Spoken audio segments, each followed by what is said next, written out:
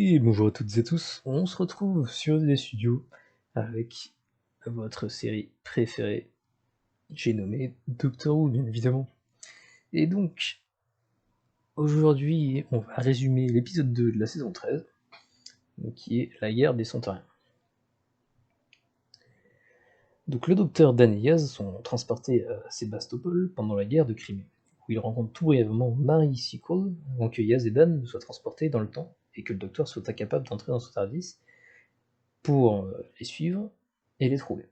Restant à Sébastopol avec Marie, le docteur se rend compte que l'influence du flux a changé l'histoire de l'humanité, et les adversaires britanniques, pendant que la guerre de Crimée sont maintenant les Solontariens, avec toutes les traces de la Chine et de l'Empire russe maintenant remplacés par Sontar.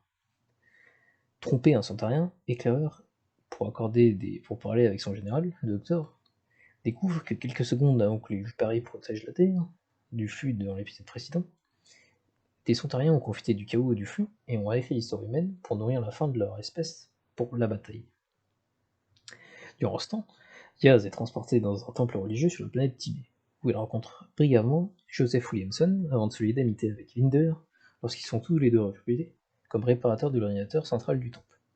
Au même moment, Swarm et Azure arrivent pour prendre le contrôle du temple et utiliser son pouvoir pour eux-mêmes. Dan est lui ramené à Liverpool, où il trouve un monde désormais repris par les Sontariens, sauvé dans une unité sontarienne par ses parents. Il apprend qu'une panne de courant de 3 minutes, causée par le bouclier Lupari, a permis à la flotte sontarienne de débarquer d'abord sur les quais de Liverpool, où ils ont établi une base d'opération. Dan se faufile sur un des navires sontariens et parvient à contacter le docteur, qui le charge de mettre fin à l'offensive sontarienne au XXIe siècle.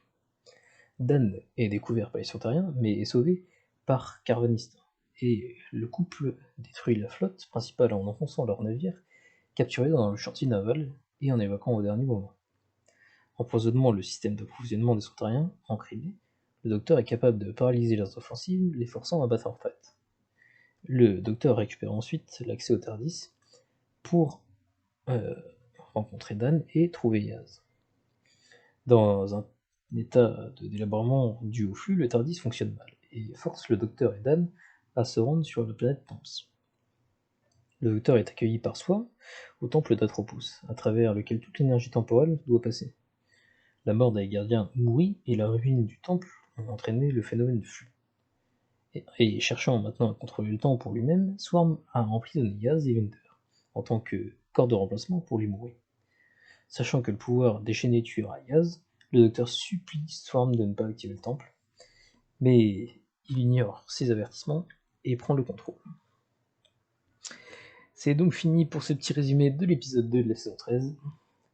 Comme d'habitude, si vous aimez, un petit like et un commentaire si vous avez des trucs à dire.